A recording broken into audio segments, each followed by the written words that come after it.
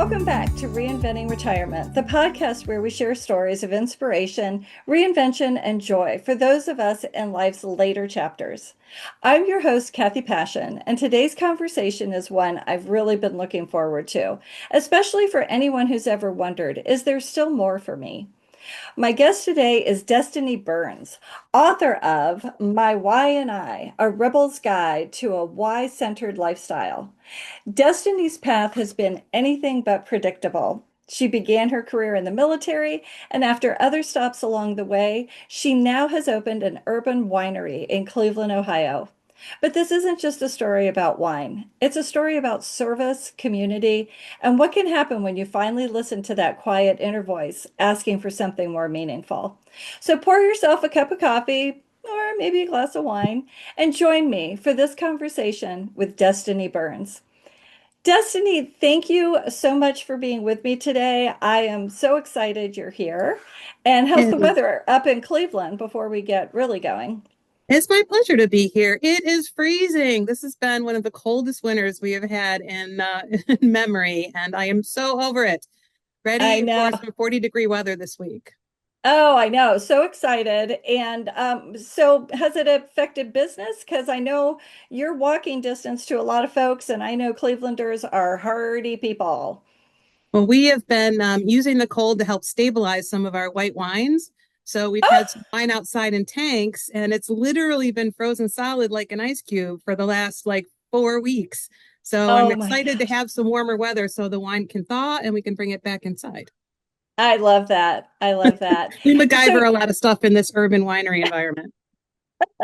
well, Destiny, I mean, it's so hard. I want to start everywhere with you, but let's just start with why don't you tell all of us listening what the why-centered life means to you, just in a way we can understand. Okay, so I wrote this book in 2022, and the genesis of it was a keynote address that I was asked to give for an organization here in Cleveland called Women in Networking Cleveland. It's a great organization of just women business owners and just kick-ass women from all different walks of life. And they asked me to give a keynote when they were just coming back from COVID, having their first big kind of in-person gathering at the end of 2021. And they wanted me to speak for 90 minutes. So I'm like, oh, crap, what am I going to speak about for 90 minutes? And they wanted me to talk about my entrepreneurial journey. So I started from the beginning. I looked back over my entire life, thinking about how I got to where I am today. And as I did that, as I laid out my life, I kind of saw a pattern that emerged and through this presentation. And I had been reinventing myself, realigning myself to live in accordance with my core values, who I am as a person, and my why, what I'm passionate about since I was a teenager. And I'd been following a process of sorts. And as I laid it all out in this format, it just became so clear to me. So I just felt compelled to write it all down. And that's how that was the genesis of the book. So it's my kind of premise that living your life according to your core values and your why is a lifestyle choice. Kind of like being a vegan or something like that. You know, you make those choices because you have principles about them and you care about that and it's a way of life. And you have to make changes or sacrifices or adjustments in order to remain aligned to that. And I think that's true about your core values and your why also. I mean, your core values are you are who you are. And you know, that's kind of a north star, the compass, if you will. But your why is going to change as you evolve, as you grow, as you have new experiences, as you have new influences. So you know, you have to kind of continue to remain realigned to that or make choices to realign with that or not, or live a life that's in discord. And why would you want to do that? I So love it's, that. Yeah, I'm sorry. Go ahead. yeah, so it's my premise that it is a deliberate choice to live a why-centered lifestyle. But I love your distinction in the book that core values, and I believe I understand it, core values don't change a lot. Yeah, you are The who you are. yeah, yeah, absolutely. But the why can change. So your career path in particular could possibly not look super logical to people. It's been completely logical to you. Talk to us about that. Well, I mean, when I looked back and I started in my teenage years, I realized that my why was really about, you know, just breaking out and learning and discovering. I became an exchange student. when I was in high school. I went to Italy for a summer, and I just wandered into a meeting one day and ended up in Italy about 3 weeks, 4 weeks later. And it changed my life forever. Just being in that new environment, learning a new language, meeting new people, getting out of Northeastern Ohio. And, I my life would never be the same after that. So as I was getting out of high school, I knew that I needed to have that more of that freedom and discovery and all of that. So I joined the Navy. The Navy gave me the opportunity to become a Russian linguist. I wanted to study foreign language. There was no money in my house to send me to college. I was the oldest of four kids in a lower middle class Cleveland family. And it was my way to get out and do my thing and see the world. And it fit me like a glove. I needed that. My core values, I needed that structure, that environment to achieve every day and to build my Oh, dream. uh-huh. So it really did fit who I was as a person, and it allowed me to pursue my passion. So it ended up fitting me like a glove. I didn't intend to make it a career. It just kind of ended up that way. Well, But so stop there. Why the Navy? You had lots of choices. Why the Navy? well, it's kind of funny. I was talking about it. It was like December, January of my senior year of high school, and we're sitting around the dinner table, me and my family, and we're talking about it. And my dad was the one that suggested it. He said, "Why don't you Oh, think wow. about the military?" And I'm like, "The military? I'm not a athlete. I might break a nail. The military, I never thought about it, but my dad had been in Navy ROTC in college and during the Vietnam era. My grandfather served in the Navy in World War II. And I was like, you know what, Dad? It's not a bad idea. Let's go talk to a recruiter right now before I lose my nerve. So we got up from the dinner table and went to the recruiting station. And we Oh, Destiny. had How two things across the fabulous. street. And we pulled into the parking lot. So it was kind of later. It was after 6 o'clock. And we were pulled in the parking lot. The Army guy was gone, the Marine guy was gone, the Air Force guy was gone, the Navy guy was just leaving. So we went into the Navy office, and it turns out he was a Vietnamese linguist. So he was in the career field that I was seeking to join. And Oh that's my a very gosh. unusual circumstance I found out later when I served on recruiting duty. Very few in that rating get to do that kind of job, especially in a place like Euclid, Ohio. So it was just it was meant to be. And I, signed up that day and left for boot camp a year later and then served for 20 years. Isn't that amazing? So you kind of knew that language came easy to you? Do you figure that out kind of young, it sounds like? Yeah, well, living in Italy for 3 months, gave me that chance of immersion and to study the language and to study foreign cultures. And, being in the Navy, I also got to pursue, intelligence and cryptology and that kind of more Cold War spy versus spy kind of thing too. That added another degree of intrigue to the whole thing. But yeah, again, it fit me. It fit me and who I was and what I was passionate about, discovery and learning and service like a glove. But and again, what I know of you, that served you well, I believe for about 20 years. Mm-hmm. And then being you, you decided to do something different.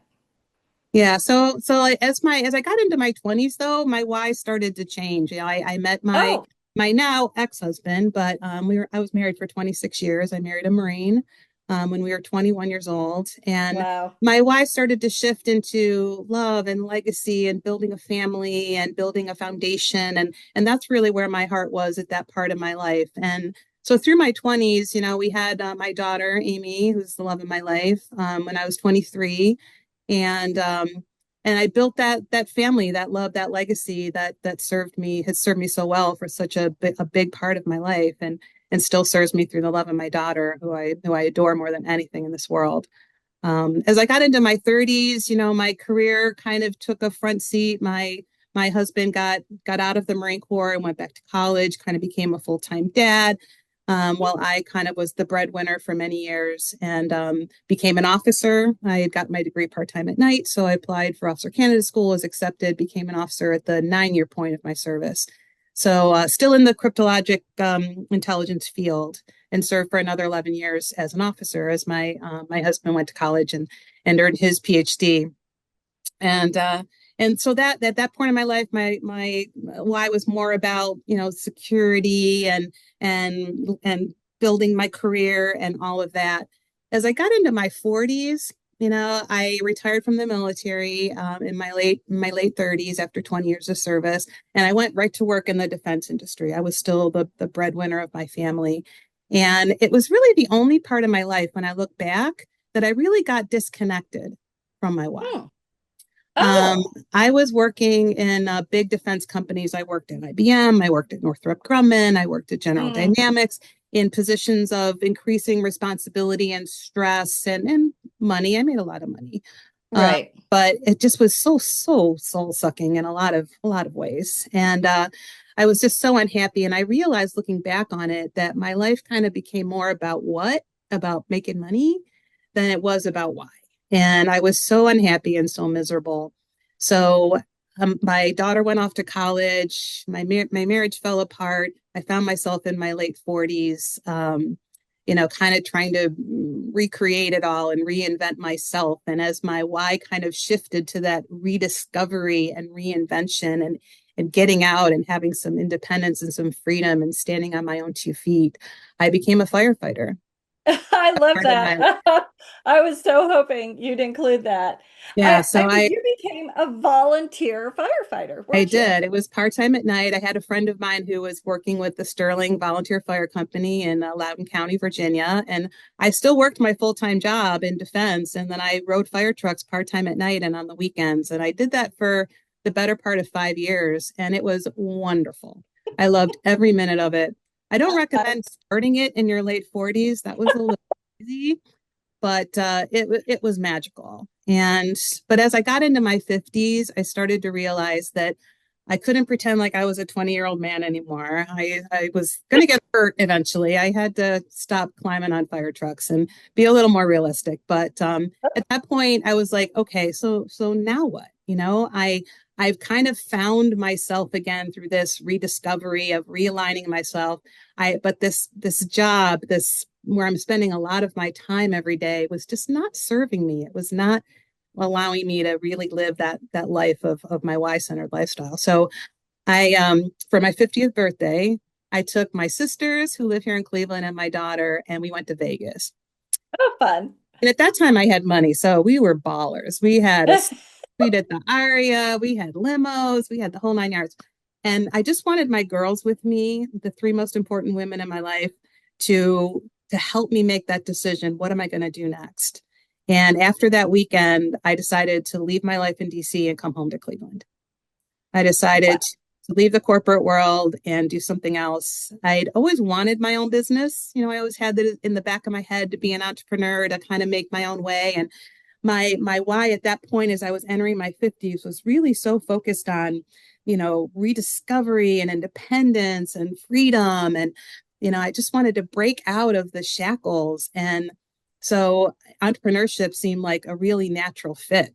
So I got serious about it and looked at the market here in Cleveland about what kind of food or wine related business I could start. Because that was always like a passion of mine, just a fun hobby, you know, Hmm.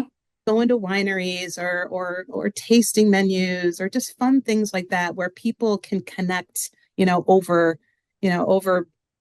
over food and drink and connection was really also something that was really driving me. I'd kind of rediscovered that through the fire service and I was craving more of that. That was really driving me as well, which led me to create the business I created. I didn't want a restaurant because that's a red ocean of competition here in Cleveland. There's so much great food here. Hmm. Hmm. I love the brewery culture because it's so neighborhood centric and it really, brings people together. So I figured if it works with beer, why not wine?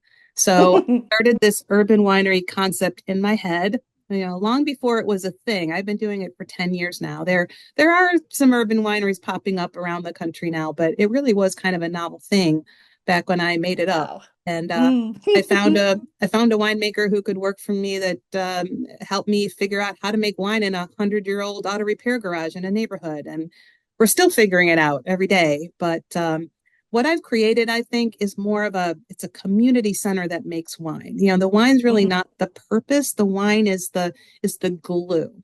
I always tell my staff, we're not in the wine business, we're in the relationship business. And if we Hmm. do that part of it right, then the rest of it will come together. And Hmm. I must be doing something right because 10 years later, I'm still in business. 10 years later. And your space is amazing. No one would ever look at it and think it was an auto garage. Is that what it Hmm. was?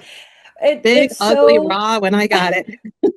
it's so warm and welcoming. My family that lives up there in Cleveland, which is how I found you, just absolutely love coming and just getting away from home, kind of getting out of the four walls and having a wonderful community space in walking distance. I mean, where you're located is so convenient to so much, to such a residential area. It's fabulous. It does seem like it was important to you to go back home again. Is that safe to say? Yeah, I mean, no matter where I lived in the world, Cleveland was always my home. And I lived a lot of places and I traveled a lot of places, but Cleveland was always home. And I love being back here. I absolutely love Uh-huh. it. And I love this community that I live in. People here are just so generous and so caring, and it's just and so involved. Mm-hmm. And it's one of those communities where people really support each other, and I appreciate that. And I just wanted to bring something special to my hometown, to add to Mm-hmm. that fabric, and I think I have. Mm-hmm. Mm-hmm. So urban winery, I mean, you've talked a little bit about it, but gosh, tell us about getting this going. That had to be incredible because it sounds like you didn't exactly have role models to follow or people to ask, hey, how did you do this? I didn't have any idea what I was doing, and I didn't have any idea what I was getting myself into, to be honest with you.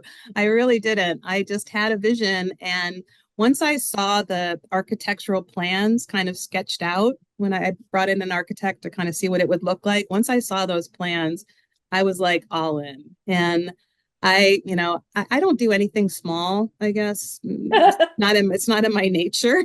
One of my core values is to achieve every day. I just want to do something every day that's going to move the needle forward. Another one of my core values is to build the future. I'm always looking ahead 5 steps to be, do something today to be where I want to be 5 steps from now. So it's very congruent with my core values to just jump in head first once I have the vision in my head. And it kind of how I've kind of contained it and kept it moving forward was I started out with 3 primary tenets of the business, to figure out how I wanted to run it, what I wanted it to be. So the first tenet, I call it good wine made fun. So wine can be like super pretentious and intimidating. And, if you don't swirl it right, you look stupid or whatever, you don't detect the notes of lavender or oak or whatever. So people get really intimidated by that. And we just want to take that out of the equation. We've just always wanted to make it fun and engaging. And like we do fun little food and wine pairings with unusual things like our blackberry merlot and Reese's peanut butter cups. We know make a hot chocolate out of wine. I made some jelly out of wine that I'm going to give to my wine club this week as part of their wine tasting. Would you please pass the jelly? Just fun things that just make people feel more comfortable with it. And we have something for everybody on our menu too. We don't just serve wine. We have a Mhm. full menu, full bar menu. We've really leaned into non-alcoholic offerings this year because a lot of people are not drinking anymore. So we don't Mhm. want that to be a deterrent to come out and Mhm. to connect. So we have wine, we have beer, but we have non-alcoholic spirits and non-alcoholic wine and beer and other things Mhm. too. Because if you want to come out with your friends, but you don't drink, you should be able to have something lovely as well. So that's Absolutely. part of that good wine made fun philosophy. We also like to do, we're starting an urban wine making class. We're starting our first class this Oh. Wednesday to bring people in and teach them how to make wine at home. Cleveland has such a Eastern European influence in its history and in its culture that there's a lot of basement winemakers, around, and it's just our family heritage, but not a lot of it is great, using grandpa's old recipe from the old country or whatever. So my vision is these urban winemaking classes will give people a place to come and just up their skills a little bit, to learn a little bit about, maybe stabilizing the wine with some different techniques, or being able to filter it more effectively, or other kind of things, or influence the flavor profile by what yeast they're using or whatever, just to give them some more, skills. We also like to do tastings and fun little engaging things like that. So that good wine made fun is a big part of the business. The second part, I call it Celebrate Cleveland. So like I said, Cleveland is my hometown, it's my heart. I love it. So, we try to celebrate Cleveland in everything we do. And we have graffiti art from local artists on the walls. We do a lot of local music. We do a local spoken word. We work with local vendors, just everything we can do to just celebrate our community and our hometown and everything that makes Cleveland just super awesome. And that's really a focus of the business. All of the labels of our wines and names they honor Cleveland and their neighborhoods and and its neighborhoods and traditions. So that's really important to us too. The last tenet I think is the most important and really goes back to that why-centered lifestyle is in starting this business, I knew that it was going to be all consuming. I probably didn't know how much it would be all consuming, but I wanted to make sure that I had an avenue through my business plan to tie my why and tie my core values to it. And the last tenet, I call it drink wine and do good, or creating community through wine. So it's a part of the business model to actively do those kind of things. We partner with a lot of nonprofits, big and small. We host a lot of fundraisers. We do a lot of community engagement. We like the Cleveland Food Bank is one of the one that I love working with. So I support their big events every year, donating wine to those.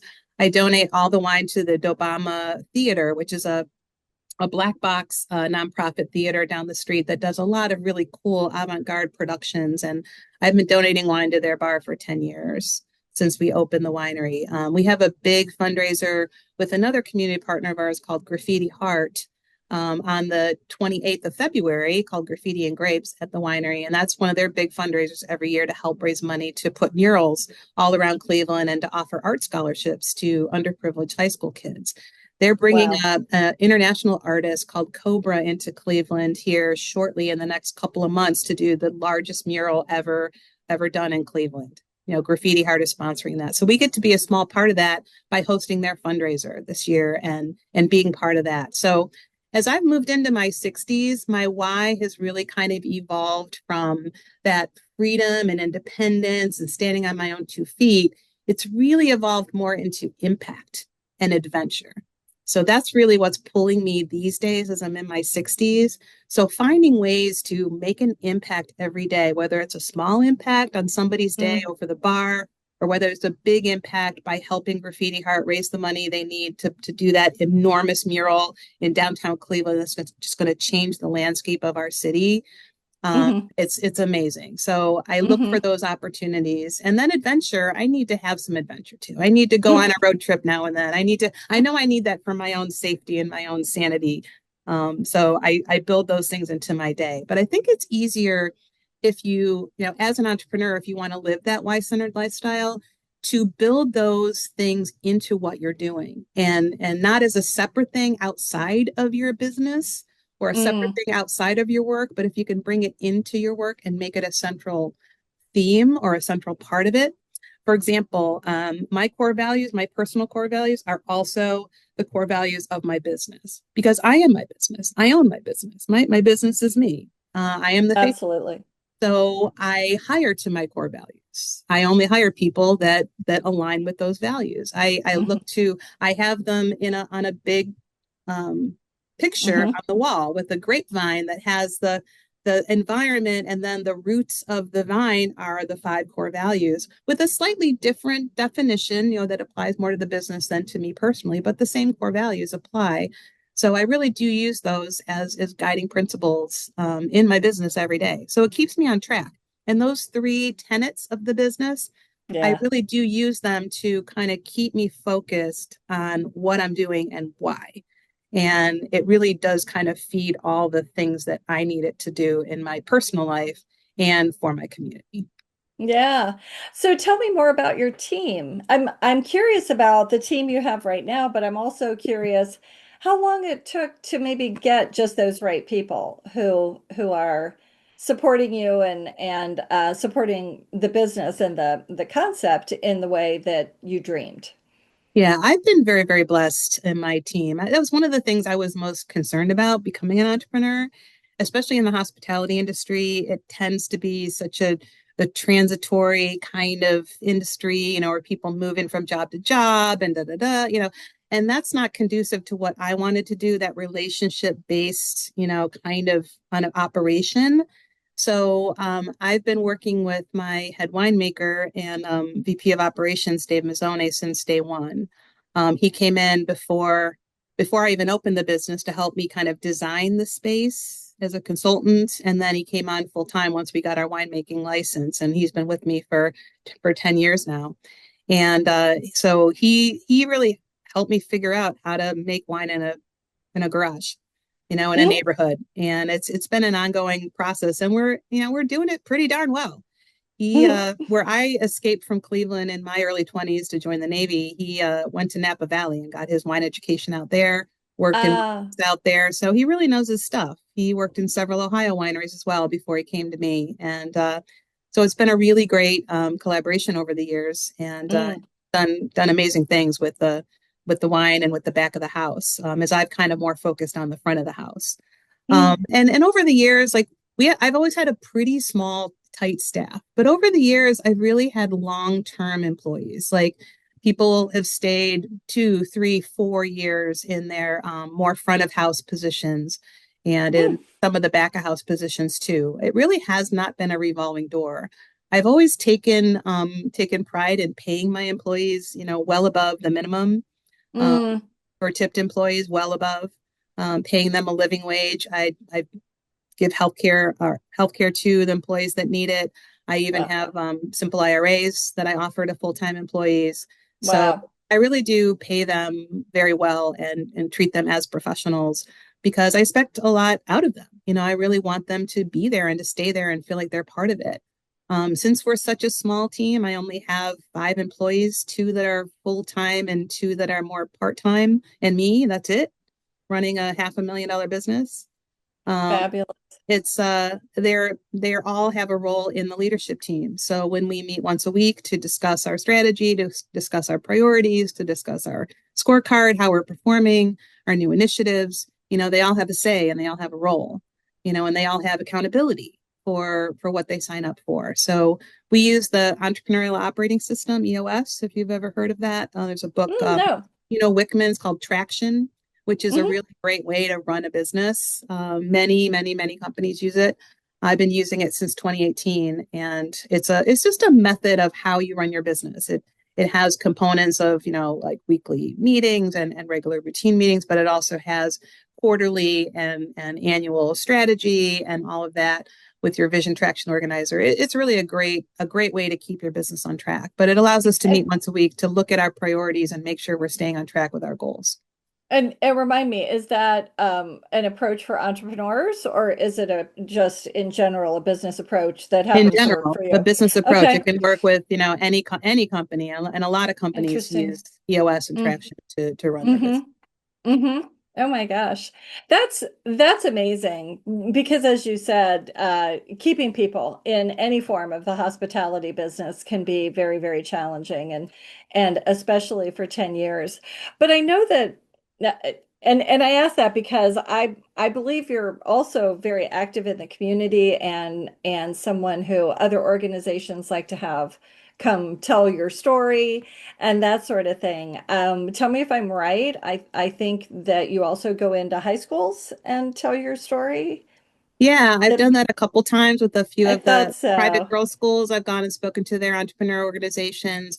I took an adjunct faculty job at Baldwin Ah, Wallace. I teach innovation and entrepreneurship at Baldwin Wallace University. So that's another job that I have.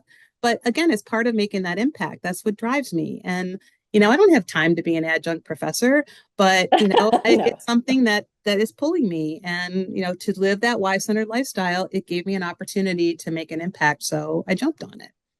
Well, and I mean, it's a very interesting approach. I'm going to pull this back. Oh, I'm going to pull it over here Here we and go. cover me. There.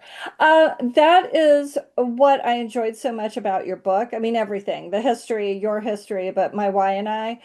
You wrote it very much, I'm going to call it an instructional manual. You may have a different name for it, but I think it's important, and I want you to talk about why you did it that way, because it's just so absorbable. It's just, you just make this information really actionable. Yeah, I really wanted to make it practical. And I do use one of the exercises in my class. I Ah! use the defining your why in my class at Baldwin Wallace. So the book started out as it's part memoir, so it kind of talks through my own Mhm. journey, how I got to at least becoming an entrepreneur. And then it goes into the process that I discovered I was using over and over again. And then it goes into it's like a workbook. It's tools, it's Yes. approaches, it's prompts, it's all kinds of things that will help you to practically execute the process. So in a nutshell, the process is 6 steps. So the first process is defining your core values. So I think we innately know what our core values are. Like Mm, we feel like we do, we know who we are, but it's really, really hard to write it down, to write it down in a way that is very precise, that is communicatable, that you can communicate it to yourself and others. So it's something that, boom, boom, boom, boom, boom. So I for agree. me, make a connection. That's my number one core value. Number two is achieve every day. Doing something every Mm. day that move the needle. The next is to build the future, always looking ahead. The next is to be positive. Fake it till you make it. Attitude is everything. And then the last is deliver. I think accountability is a really important thing for me and who I am as a person. So those 5 things, you know a lot about me now because I was able to very crisply and cleanly Yeah. communicate who I am Hmm. and what I need in my environment to be successful and to be happy. So the second, once you've done that work and you've defined those in a very crisp kind of way, then the next is to define your why. What are you passionate about? And there's a whole series of prompts that help you kind of look at the why that got you to where you are today, look at kind of where you want to go and where your ambition and your passion is taking you, and then taking those themes and condensing them down and being able to, like for me, getting it down to impact and adventure. That's where I'm at in my 60s. And for me, it's weird. Like about every 10 years, I'll have a major shift. I might have some minor shifts in between, but looking back, about every 10 years, I've had a major shift where I've had to kind of blow things up to make things align. But like writing this book, that wasn't, I didn't have the time to write that book, but my why was telling me I needed to do it. So I did it. So once you've done all that really hard introspective work to figure out what your core values and your why are and to define them in a way that you can communicate them to yourself and others, then you're going to be afraid to do anything Mm, about it. Like that fear of change, of doing something new, of mm, blowing things up if you have to, can just mm, paralyze you. So for me, that I call that next step fighting fear with facts. And mm, that's for me is what works. If I can like break it down to the facts, I can put my fear in its proper place. It's not about making the fear go away. It's about putting the fear in a place where it can serve as fuel or not as a blocker, but maybe as a motivator instead. So there's tools in the book that help you kind of put your fear in its proper place. So once you've done that and you're kind of ready to go, you need a plan. I mean, it just doesn't happen by accident that you move your life, that you change your life, that you design something. Like I ended up with an urban winery in order to live that why of connection and freedom and independence, but it could have been anything. I could have done anything, but I chose to do that. So I had a plan to do that. And I've got a whole, set of tools that help you put that plan together that includes your core values and your why as the driving principles of that and ends in an action item list. Doing something every day to keep it real, to keep it going, mm. keep it moving forward. And that's what makes it a lifestyle is that choice to write that plan, to execute that plan, and to keep going, even if it might take a week or a month or a year. You're still moving in the right direction and realigning yourself. So once you get to that place where you have the plan, something's going to happen. There's going to be something's going to get in your way. Something's going to try to stop you. Something's going to divert you. There could be a COVID pandemic. God only Oh my knows what's gosh. going to happen, right? So in this, and the next step is to not give up, to don't stop. So there's tools in there that help you break through crises, that help you break through that those things that are trying to stop you, and how you can keep going despite, a something that's coming up to keep you from moving forward. And then the last step is really what makes it a lifestyle. The last step is listening to your why, listening to it as you change, as you evolve, as you move into a new portion of your life or your experience. And for me, I always do this because it's like I feel like my why is sitting here. It's like a little heart-shaped amulet, and it just sits here on a make-believe necklace right at my throat. And Mm-hmm. it speaks to me, and I listen to it. And like with the book, when it said, you need to write this down, you need to share this information, I listened and I did it. And I'm glad I did. I don't know what is going to happen with this book, what I'm going to do with it, but I'm so glad it's in the world because I hope Mm-hmm. it can help somebody. If it can help one Yes. person, then that's the impact I want to make. And Yes. that is a win. Um, Yes. and I learned so much too. I didn't know how to write a book. I didn't know how to get a book published. I had no clue, but I learned so much. And Mm-hmm. I love learning. I'm always looking to achieve every day. That Mm-hmm. feeds my core value. So Mm-hmm. all those things came together. So you got to listen. And when it pulls you or tugs you in one way or another, you go with it, or you Mm-hmm. make the decision to not go with it and live in discord with it. And to me, Mm-hmm. why would you want to do that if you have the opportunity to do something else? Mm-hmm. It's kind of a deliberate choice. You know what I mean? Mm-hmm. So I'm curious, as you're talking, and I've had the pleasure of having a couple conversations with you now. You're so structured in how you approach your life. That's why the military and the fire service fit me like a glove. Absolutely, absolutely. But I'm wondering, was there ever anything that you can think of where you felt strongly, okay, I'm going to do this, and the universe just kind of had other plans for you? Well, I could say my marriage was that maybe that was Well, the one thing. I got married very young. I was 21.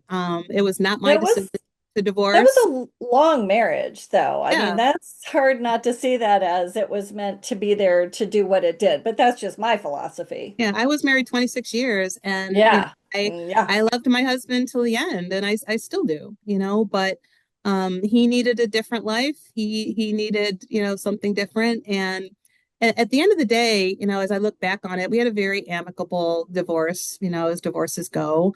But he gave me a gift. He Hmm. truly did. He needed something different. He didn't do what he did for my benefit by any stretch of the imagination. But he gave me a great gift because it allowed me to rediscover myself and to do what I needed to do. And it gave me that opportunity. And I could have looked at it as, as I first did when it first hit me, like I thought my life was over. Like I couldn't imagine my life without that marriage defining it. Like Hmm. it was Hmm. such a central part of who I was and what I Sure. for it and what I wanted. And I never imagined not being there. It was like all the oxygen was sucked out of the room and I had to learn how to breathe differently. Hmm. But in hindsight, it was the best thing that could have happened for both of us. He's remarried. He's a college professor now, living what he wants to do, and I'm living my own life and my own dream. And we still have our daughter. And it ended up being the best thing. At the time, it seemed like the worst thing. So, Hmm. I think the universe knew more than I knew, and I'm glad that I trusted it. I'm glad that it worked out the way that it did, but it ended up being a great gift. So I tell people that, it's what you make of it. I had a friend Hmm. who divorced about the same time I did, and she just hung on to all the bitterness of it and all the Hmm. vitriol of it, and I saw it like eat her life up. It just ate her alive. Hmm. And I thought, why do that to Hmm. yourself? It's a Hmm. deliberate choice to either let it go. I went into the next part of my life without even any like carry-on baggage. Hmm. I just started Fabulous. fresh. and and we made the decision to do that. And he went on his way and I went on mine, and we still cross paths with our daughter, of course, but Yeah. she's a grown up. She's 38 and has her own life and husband and all that. But it ended up being the best thing, but the universe knew better than me. Hmm. Just had to trust it. Well, and I love that expression. People come into our lives for a reason, a season, or a lifetime. And I just believe that wholeheartedly. And I think this is such a wonderful example. First of all, thank you so much for sharing something so personal, but also it's a wonderful example of one of your core values of just be positive. And Hmm. I mean, there's a lot coming out these days that'll a lot of how life kind of plays out begins with how we approach it. And I think you're a really good example of that. And it's not always easy and it's not always fun. And That's the but hardest one to live up to, honestly, especially really, when there's so much dragging us down these days. There's so much hate and vitriol and all around yeah. us, and it's so easy to get dragged down and mired in it. And I find that I sometimes do. It's a hardcore value to live up to, but I know that I'm my most authentic self when I'm aligned to it, and I feel in discord when I'm not. But Mm, I can't always live up to it. That's the hmm. hardest one for me to just stay aligned to. But when I do, it makes the most difference. Now, you haven't said this specifically, but you strike me as the type who surrounds yourself with people who help keep you you. who who notice when you're not maybe operating in the destiny way. Is that a safe assumption? I'd say that's true. I also think that one of the greatest things about getting older is you just give way less fucks. Like it's just like I I just can't care about the little stuff that I used to care about. Like it's so freeing. It's so magical that that's one of the most wonderful things about getting older. And I wouldn't say that I have a large social circle.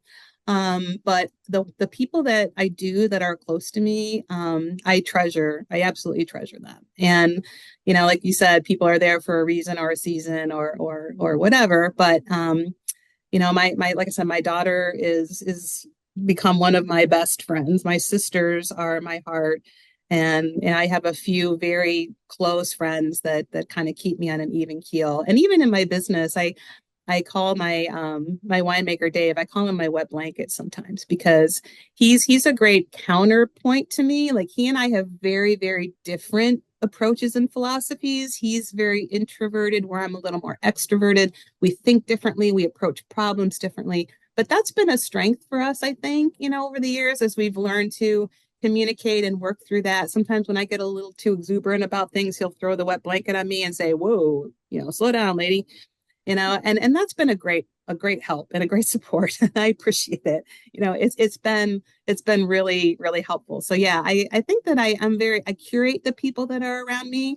I think this may be a good way to put it, because I just don't Hmm. have time or energy for nonsense. I love Yeah. to have a wide circle when it comes to impact. Like I like to bring the community together. I like to, for example, we just had a big fundraiser at the winery about 3 weeks ago for the family of Layla Edwards, who is an Olympic hockey player on the U.S. women's Mm. team. She's the first Black woman to ever play for Team USA hockey, women's hockey, and her family's from Cleveland Heights. She grew up here, and Ah, the whole family wanted to get to Milan to see her play, so they had to raise about 50 grand to do it. wow. And our fundraiser was one of the last ones that helped put them over the top. So I'm so excited about being able to do that. So I love to open my circle wide to do things like Yes. that. But when it comes to supporting myself, Yes. I curate that little neighborhood a little more closely, I guess. Yeah. Yeah, kind of staying in the family theme. Tell me about your parents' retirement journey. Did theirs look anything like yours No. does? No, my parents were always very, I'd say non-traditional. I mean, my name is Destiny, right? I was named Destiny in 1964 in Cleveland. So nobody had a weird name like that. Nobody. Everybody was named Susie or Karen or Linda or what something like that. So I stood out like a red light, like my whole childhood. And they were just always very kind of free spirited, raise yourself kid kind of Uh, parents. So I took on a lot of responsibility at an early age as the oldest of four. And mm, I joined the Navy. I was 17 when I joined. My parents had to sign, the papers so I could join, because I wasn't legally old enough to do it. So I was just ready to get out, as soon as I could to get out in the world. But they uh, they just always had this philosophy that the universe would provide, and they didn't really plan they didn't really plan anything. It was just kind of like a series of haphazard events that we kind of lived through in our lives. And hopefully there was enough money, for food, and hopefully and they always had a ski boat, and we went camping a lot, and we just went on these weird adventures. And my mom was always more focused on, getting the cousins together to be together in the summer, and didn't worry about, Oh. the electric bill so much, like it was just a haphazard thing. So unfortunately, my father passed away when he was 61. He had a massive Oh, attack and died. That's been 23 years ago now. So he's my age. Like, I just passed that age where he was when he passed. And that's a weird thing because I'll I bet. feel super young. I might Yes. not be, I Yeah, might not look it, but I you feel super totally young. do. And he was, I'm older than him now when he died. So Wow. Wow. that's really scary. So my mom was a widow at 60, and Oh, never really dated again, never married, never anything like that. She just kind of built a little life for herself. And now she's 83, and she built her own house, and it had her own little universe there after my dad passed away, and did her own thing in her beloved Collinwood neighborhood here in Cleveland. And now she's living in an upstairs downstairs unit with my sister, over in Tremont. But still doing fabulous. things, still active member of her church, and book clubs, and still doing her thing at 83. And Oh, of her, but she's still, more about that connecting people, and that's where it comes from. yeah. It's Yeah. where I think my core value of make a connection comes directly from her, and her example. But as far Hmm. as retirement was concerned, they did a terrible job. Like, for retirement. They just But thought, we're nurses, we can work as nurses, we can do whatever. And that didn't work out so great. But yeah, I mean, uh, she has everything she needs. We take care of her, and she takes absolutely. and she's in a good place. But unfortunately, my father is no longer with her. Oh, yeah, that is a shame, unfortunately. Um, so you have done so much. I mean, you've done so much in your life already that a lot of people look forward to in retirement. And so I'm not even, I mean, I'm tempted not to ask you, so do you see any kind of traditional retirement in your future? Because I have a feeling I know the answer, but you you've traveled, and you've been very successful. You worked for large corporations and did a very good job for them. And so, career-wise, you had it. And that so like I'm gonna say what's next, but let's just see where the conversation goes. Well, I don't know. I don't want to be doing what I'm doing forever. I was gonna say, It's entrepreneurs, a lot of work, isn't it? it's the hardest thing I have ever done, and I've done some hard things. Wow. My own business is definitely the hardest thing I've ever done because it never stops. No. Like, you don't get to punch a clock and go home. Like, you might want to go home, but the toilets are overflowing, and there's a whole winery full of people, and you have to figure that out. Or, it's time to run payroll, or it's, whatever. There's always something, right? And you never get to punch out. And whether it succeeds or fails, and especially in the hospitality business, it's an endless hustle to get people in the door, and to Ugh. keep the revenue coming in, and to pay the Ugh. bills, and so, and to do it in a way that aligns with, the things I needed to align with for my own sanity, makes it even harder. But it's just been really, really hard. So I envision positioning the business to hopefully sell in the next 3 to 5 years. I still have honestly, I have a lot of debt to pay off. Mm. From now, it's mostly COVID debt that I have to pay off, because Oh, wow. we all got those EIDL, those emergency impact disaster loans, that kept us afloat during COVID, that we now have to pay off. Uh, Hmm. but 3 to 5 years, I think I'll be in a good position. And I think I've really built a brand and a business that can continue on without me. My family's not interested in it. My daughter's never been interested in it. She has her own business. Mm. Her business is called Adrenaline Skating, Mm. ADREN Lyn, because her middle name is Lynn. She's a roller derby jammer and coach and referee, and it's all about roller derby and skating and trail skating and outdoor skating, and she's very passionate about that. So she's running that at adrenalineskating.com. You can check it out. So fun. So she's not interested in my business. So I hope though that it can continue, and I would love to see what I've started continue in some form to go on. But where do I see myself after that? I don't know. And I think every entrepreneur has to think about that. And that was not in my mind, not even 1 second when I was starting this business. I did not even remotely think about, okay, how do I get out of this? Where does this end? Like I have all this equipment, I have all this inventory, I have this huge brick and mortar, I have all this stuff, like what do I do with all this stuff, now? And I never thought of that for 1 second. So if you're starting a business, spend some time thinking about that. Think about what you want to do after it's over, like, oh my gosh, all this stuff, do you want to position it to sell someday, or do you want to just start it and sell it, or do you want to just keep it forever, whatever. So I didn't think about that at all. I wish I had. But I'm trying to think about that now. And, but a lot of entrepreneurs that are so like their company is them and they are their company, when they leave that environment to go into retirement, they lose an identity in a lot of ways. And I went to this conference for a business that brokers selling businesses and buying businesses.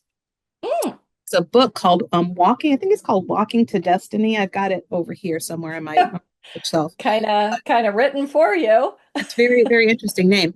But it talks about, how there's so much value and equity built up in all of these businesses of this silver tsunami kind of generation that, if we could unlock that value and sell those businesses to the younger generation to have them continue, but getting the older generation to let go of those businesses and realize the value in them and document the processes so that they can be sold, it's not just all in their head, kind of thing.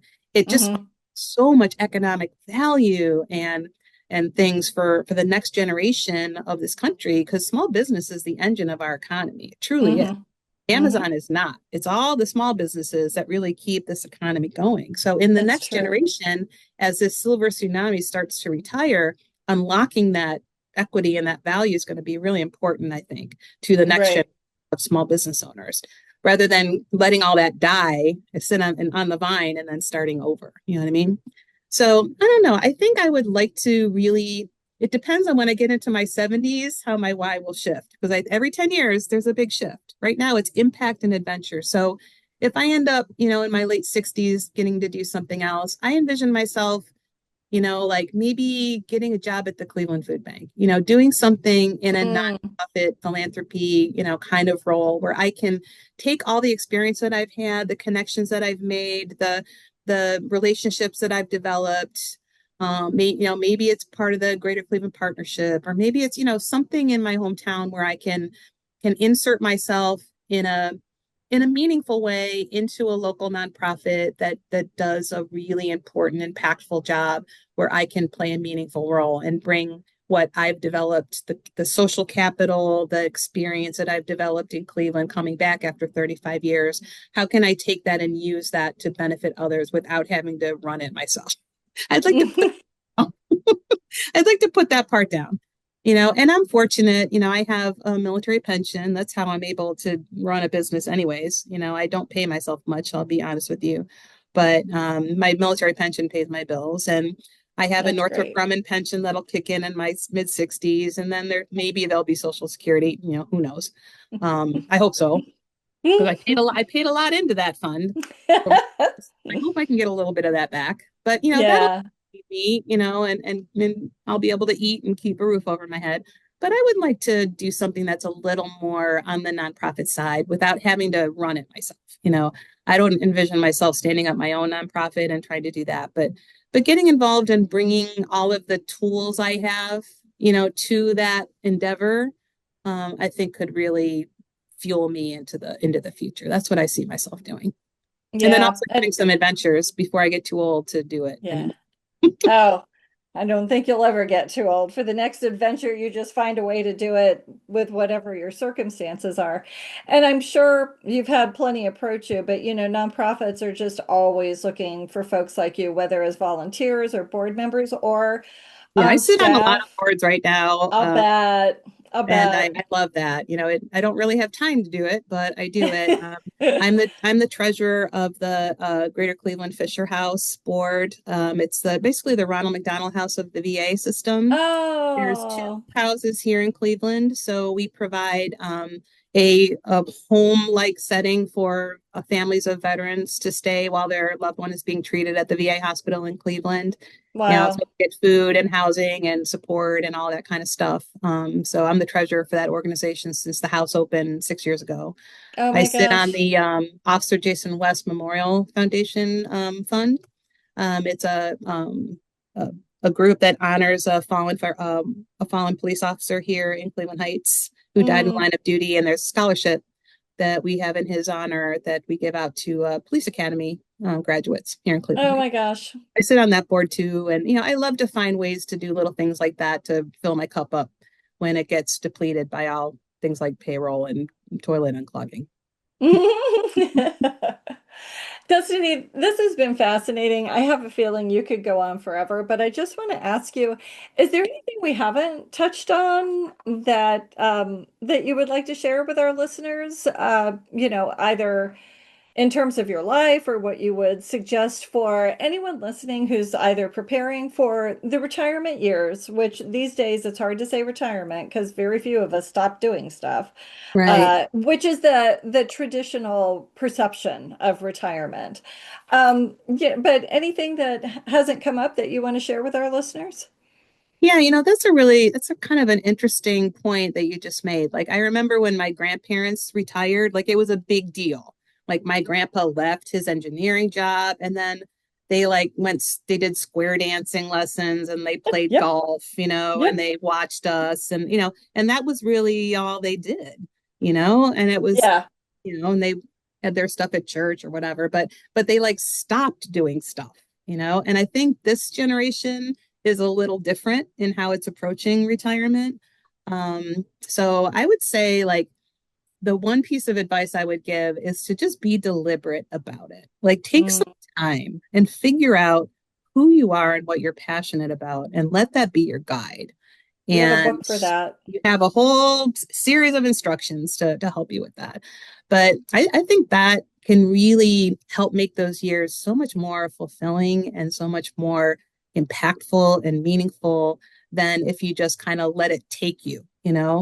Um, like I was talking about the business owners that don't want to let go of their business because of that, their identity is so wrapped up in it. And what do I do if I'm not running this business? Like there's so many other things you could do, a million things, but whittling that down and doing something in a deliberate fashion rather than letting the tide take you. I think that's really a road to fulfillment and happiness. Hmm. I think, and one of the reasons I started this podcast series is I think we're the first generation to really go into retirement with so now what's our purpose? I mean, my parents retired, and when they retired, and they had a hobby here and there, and I think it's different now. I think, we've all been. We've enjoyed our careers. For the most part, I'm finding people enjoyed their careers and had a lot of opportunity to change careers if they didn't.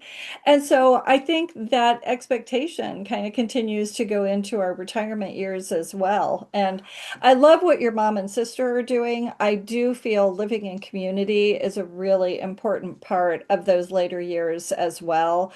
Everyone talks about the need for socialization and how much that keeps you going. So I think what your sister and mom are doing is very, very smart to be Yeah, they together. have their independent apartments, Yep. upstairs, downstairs, but having, being there for each other, it's been great for both of them. One other thing that I'd say, somebody who's really been kind of a guru for me and has helped me through the years is this woman named Carrie Hannon. I don't know if you've Oh, read anything yeah. by Hannon, but this is her latest No. book. It's called Retirement Bites. Love And it. she's written a lot about, retirement and things like that, and entrepreneurship at a late age. And there's some stuff about me in this book. She's written about me in a couple of her books, actually. Oh my gosh. But this is her latest. It's called A Gen X Guide to Securing Your Financial Future. So I highly recommend you check out Carrie Hannon. She's really been a guru to me. And then this is the Walking with Destiny that I was Walking to Destiny, rather. This is Love about it. 11 actions an owner must take to rapidly grow value and unlock wealth in their company for those like that silver tsunami kind of generation who's looking to sell their business or do something with their business and do something else. This is a great guide. Christopher Snyder, Snider, is the author of this. So I would say those are kind of two books that I'm wading into right now to kind of give me some guidance as I'm looking at what my next steps are. Oh, amazing and fabulous. And Destiny, I cannot thank you enough for joining me today. It was my pleasure. Oh, your story is so much fun. I knew when we walked into the winery and then learned even just a little bit about you. I just absolutely wanted to learn more and more. So I can't thank you enough. And I just want to say for our listeners, especially those who are retired or thinking about retirement, I hope today's conversation sparks a little curiosity about what might be unfolding for you. Purpose doesn't have to be loud or dramatic. Sometimes it could just look like creating a space, building community, as you have heard Destiny talk about for the last hour, or finally saying yes to something that's been tapping you on the shoulder for years. If you'd like to learn more about Destiny and her book, My Why and I, or visit her at the Cleveland Urban Winery in Cleveland Heights, Ohio. And I will be sure to have links either in the show or on my website in the blog area. I want to make sure all these wonderful resources that Destiny's talked about and her information as well is available to everyone. Yeah, So contact me. yeah, definitely. Destiny would love that. So thank you all. Thank you, especially Destiny, but thank you everyone for spending part of your day with us. If you enjoyed this episode, please subscribe and consider sharing it with a friend or leave a review. It really helps this podcast reach out to others who might need to hear these stories. And until next time, stay curious, stay open, and remember, your next chapter still awaits. That was wonderful. Yeah, it was great. I can't thank you enough. I hope you had as much fun as I did. Oh Yeah, my goodness. that was great. Oh, definitely. Yeah. So, next steps, actually, I'm going to go ahead and stop the recording.